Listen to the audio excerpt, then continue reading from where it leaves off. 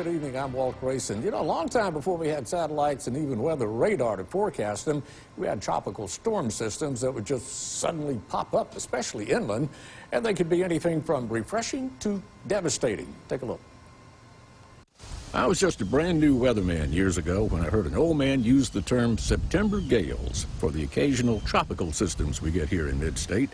That's what they called a mid-century and before last century, when out of a clear late summer or early autumn sky, clouds would billow up and a stiff breeze would blow and rain, and sometimes lots of rain would fall.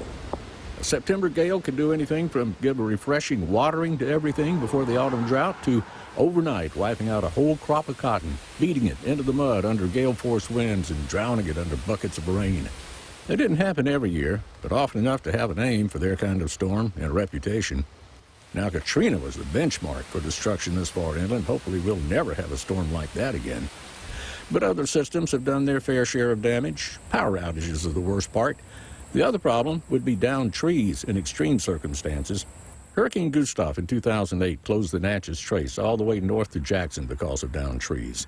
It was like this for 100 miles of roadway. And then there's flooding. You can get a month's worth of rain in just a few hours with the tropical system. Makes for good sleeping weather. Unless, of course, it's flooding your crop or your house. Hard to sleep when that's going on. But what you'd hope for would be a stiff breeze enough to clear the dust out of the air and a refreshing rain that would cool things off and maybe give you a day off from field work and not all the rest of it. But we have a definite advantage nowadays with our tropical system forecasting. Computer models, satellites, and radar can tell us when a storm is days away and give us time to batten down or evacuate or whatever we have to do.